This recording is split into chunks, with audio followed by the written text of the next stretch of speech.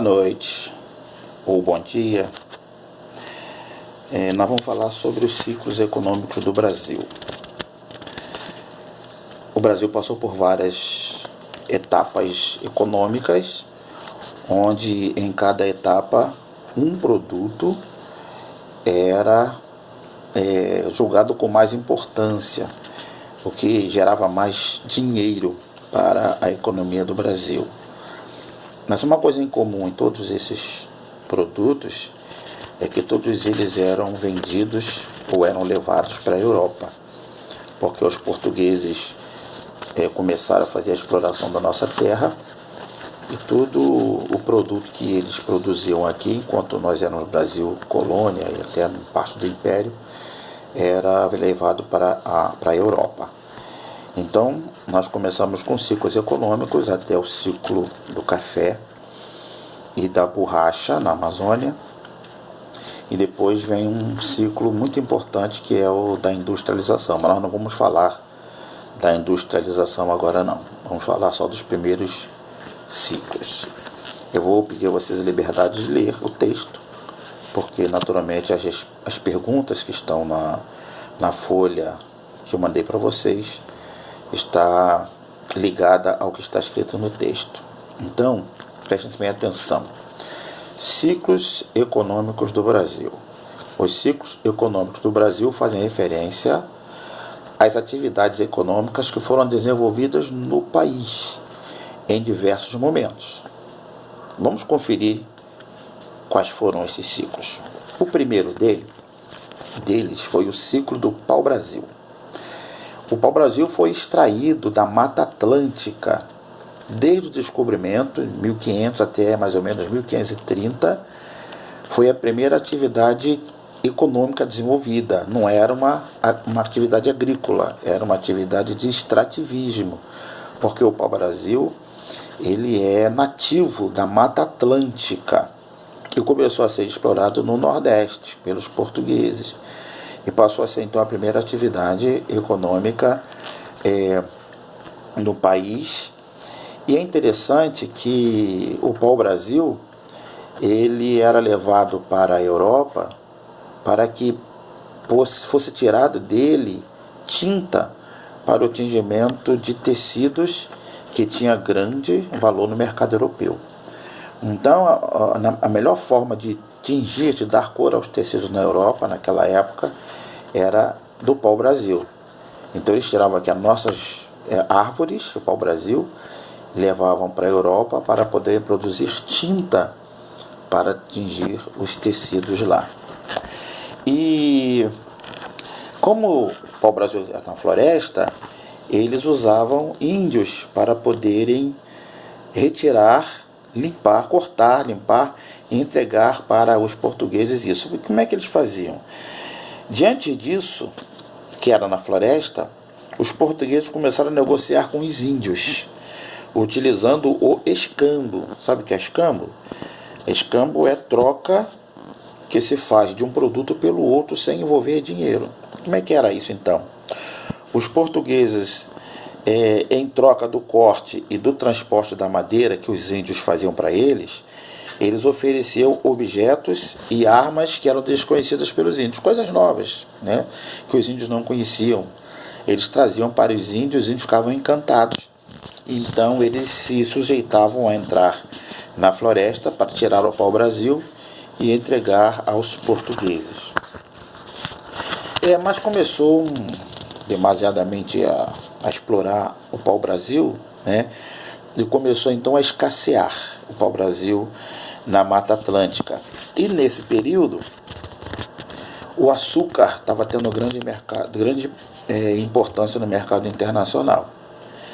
E o que os portugueses fizeram? Eles começaram a substituir o pau-brasil pelo plantio da cana-de-açúcar. Olha bem, o pau-brasil era extraído, não era uma atividade agrícola. Eles passaram a deixar a extração do pau-brasil para cultivar a cana-de-açúcar. E a cana-de-açúcar, então, é o segundo ciclo econômico no nosso país.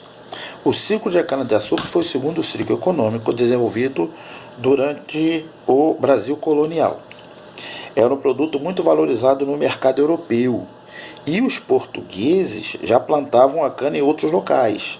E, portanto, eles possuíam técnicas de plantio. A gente não pode esquecer que os portugueses ou os europeus dominavam terras não somente aqui no continente americano, mas também na África.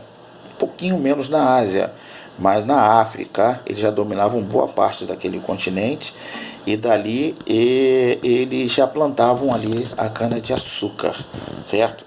Também é interessante colocar para vocês que é nesse período da cana-de-açúcar que começa a acontecer a escravidão aqui no Brasil. A escravidão começa, a mão de obra escrava africana. Por quê? Os índios, eles sofreram também uma pressão para se tornarem escravos. Mas os índios, eles tinham algumas características diferentes. Por exemplo, alguns morreram de enfermidade, uma enfermidade que era muito comum aos brancos europeus. Os índios não estavam com anticorpos e muitas vezes morriam de gripe e outras doenças menos graves para os brancos. Os índios morriam.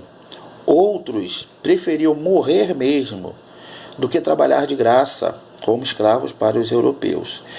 E grande parte deles conseguia fugir para a floresta.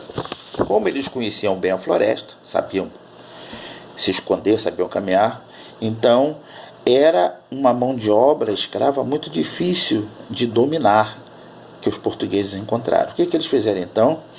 Eles então foram lá na África, onde já tinham uma prática, um contato, e começaram a trazer para a América os negros para trabalharem como escravos. E foi nesse período da cana-de-açúcar que começou o tráfico negreiro e o transporte dos escravos africanos.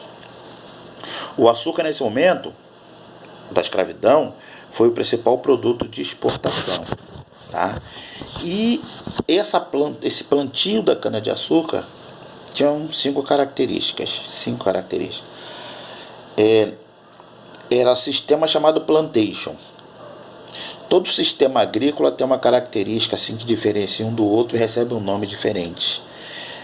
No caso específico da exploração da cana-de-açúcar aqui no Brasil e de outros produtos que vieram depois, o sistema, ou o nome dado ao sistema agrícola foi plantations, que tinha algumas características próprias. Por exemplo, a plantation eles usavam enormes extensões de terra, grandes extensões de terra, chamadas de latifúndios. Latifúndios são grandes extensões de terra, os portugueses usavam. E nessa grande extensão de terra, chamada latifúndio, eles plantavam só um produto. Na oportunidade que eu estou falando com vocês aqui, era a cana-de-açúcar. Então, a plantation naquele momento era um plantation de cana-de-açúcar, mas teve plantation de outros produtos, como o do café e alguns outros produtos que vieram depois, que ainda existe no mundo esse sistema. São grandes propriedades onde se planta um só produto e quando se planta um só produto é chamado de monocultura. Uma grande propriedade plantando um só produto é chamada de monocultura. Quando essa propriedade ela é plantada vários produtos, a gente chama de policultura. Mas no caso específico das plantations era monocultura, com o uso da mão de obra escrava. E uma última característica seria para que a cana-de-açúcar fosse levada para a Europa, para os europeus, né? Então, os portugueses implantaram a plantation aqui no Brasil, no ciclo da cana-de-açúcar, e a produção era toda levada para a Europa. Depois, por uma questão, por exemplo, que o mercado internacional começou a ser muito concorrente com a cana-de-açúcar, começaram a plantar cana-de-açúcar também na América Central, como em Cuba, por exemplo, como na Jamaica, começaram a plantar. Então começou a ter uma concorrência muito grande da cana-de-açúcar e o Brasil começou a perder mercado. Com isso, começou a perder dinheiro também, né? E aí foi quando descobriram Aqui na região sudeste e na região centro-sul, ouro. Descobriram ouro. E começou um novo ciclo. O ciclo da cana-de-açúcar foi parando um pouquinho. Nunca acabou, tá? A cana-de-açúcar até hoje, o Brasil é um dos maiores produtores do mundo. Mas na época perdeu um pouco de importância e os portugueses descobriram ouro em Minas Gerais, Goiás e Mato Grosso. Em 3 estados do Brasil, eles descobriram ouro naquela época. Minas Gerais, Goiás e Mato Grosso. E começou um novo ciclo, chamado de quê? Ciclo do ouro, ou ciclo da mineração, que começou em Minas Gerais e no século XVIII começou, teve o seu auge.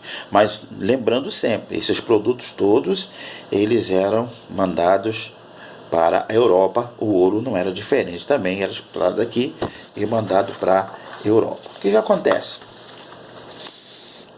Foi o auge da economia colonial, o ouro. O ouro deu muito dinheiro para os senhores da fazenda, os proprietários das plantations, né? E quem trabalhava com a cana-de-açúcar começou a trabalhar também na extração do minério, né? Porque o ouro realmente até hoje é um metal de muito valor para aqueles que trabalham com esse mineral, né? E foi gerando uma riqueza muito grande para Portugal e para a Europa. Esse ouro que nós temos aqui é interessante colocar para vocês que nós, se entrarmos numa igreja católica na Europa, como eu já vi reportagem, lá os frisos das portas, as maçanetas dentro das igrejas católicas, os pedestais dos santos e outras coisas são tudo de ouro, são de ouro. E Portugal não é produtor de ouro, Portugal não tem essa potência toda de ouro. Aí pergunta lá aos padres, de onde é esse ouro todo que tem aqui na igreja? Esse ouro veio do Brasil. O nosso país forneceu muito, mas muito ouro para a Europa. E Portugal se beneficiou muito disso, dessa extração de ouro aqui do Brasil e Portugal. Bom, nesse período do ouro, teve a Inconfidência Mineira, foi em 1792, né, o primeiro movimento de liberdade, né, de independência do país foi a Inconfidência Mineira, em 1792, mas esse é um assunto que a gente fala numa outra oportunidade. Logo após o ciclo da mineração, veio o ciclo do algodão. Mas, professor, o que faz com que o ciclo mude de posição? Alguma coisa aconteceu para que os ciclos venham a mudar, né?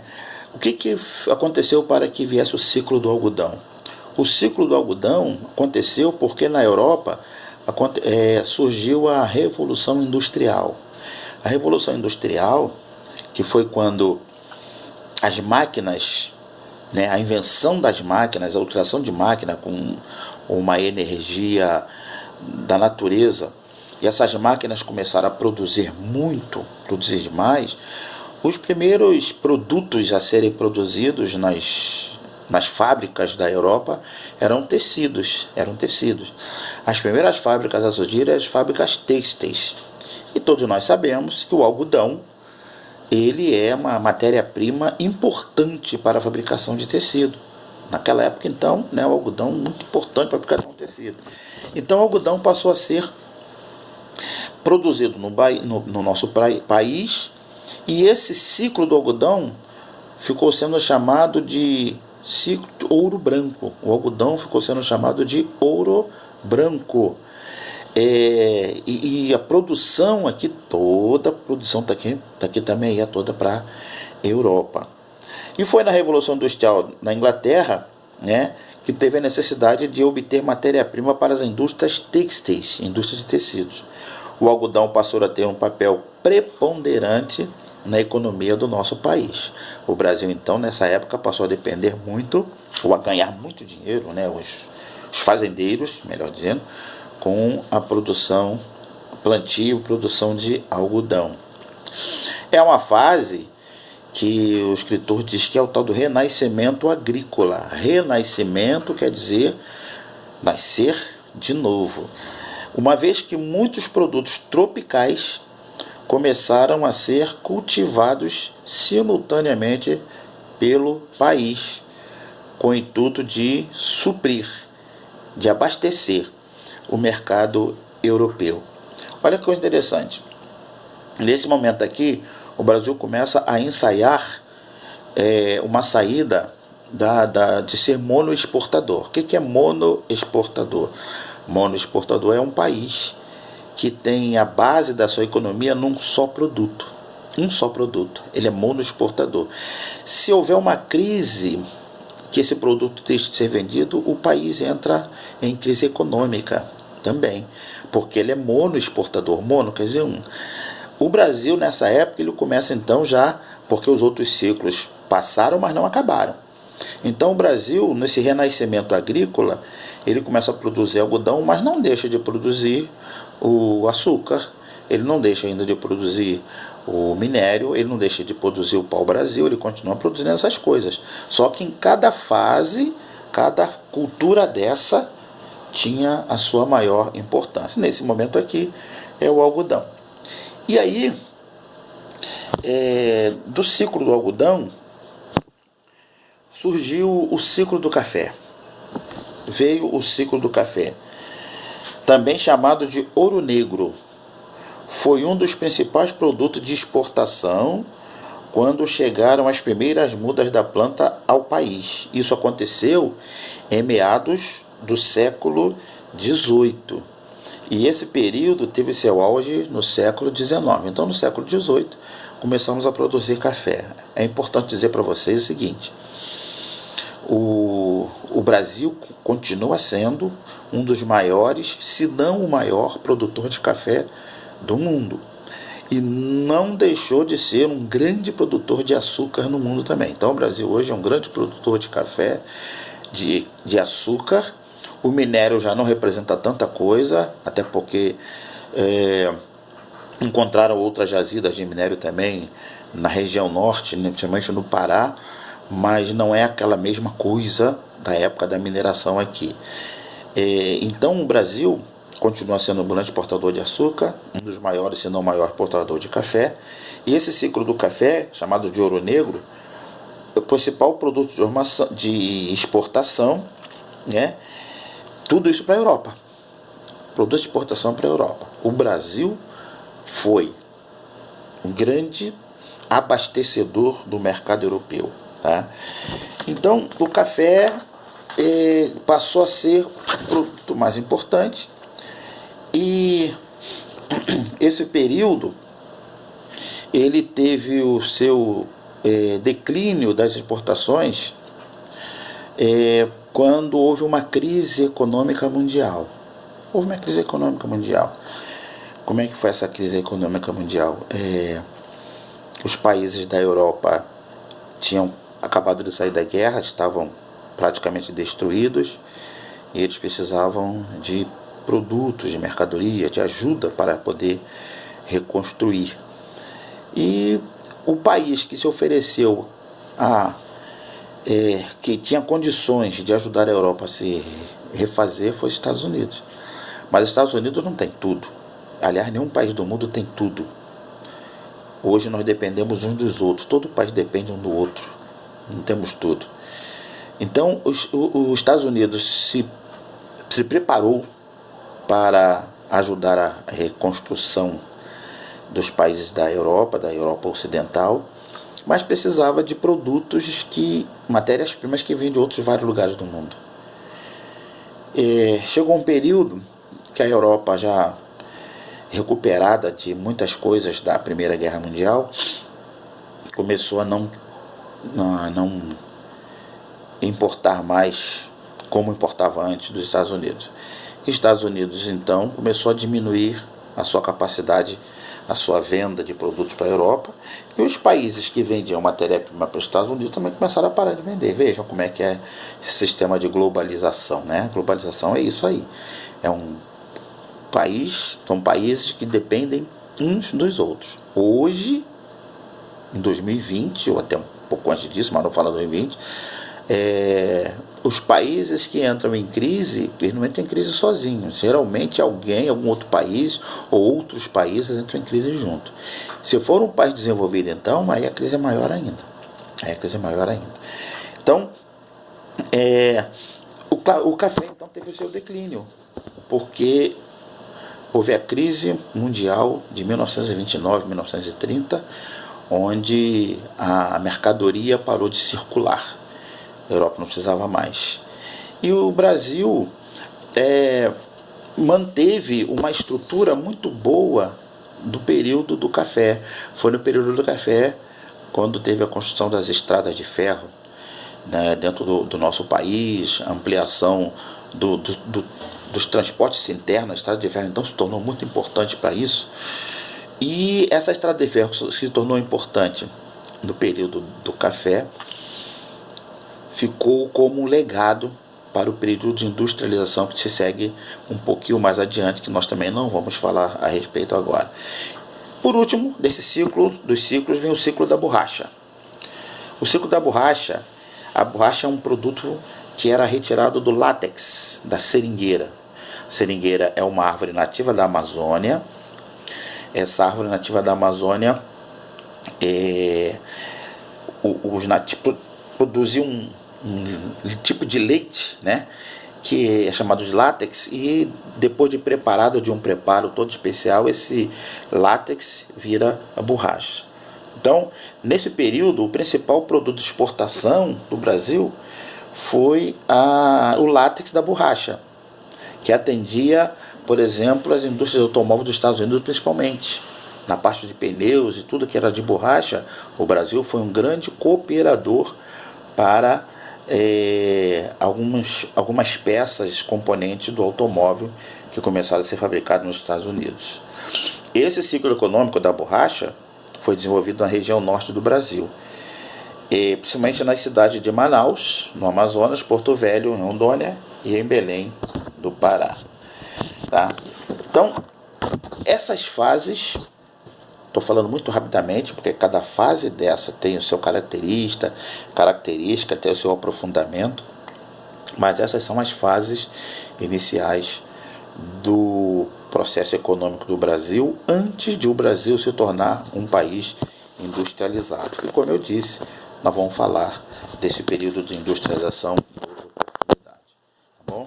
Então, quem quiser ler o texto, você lê o texto e vai responder as perguntas.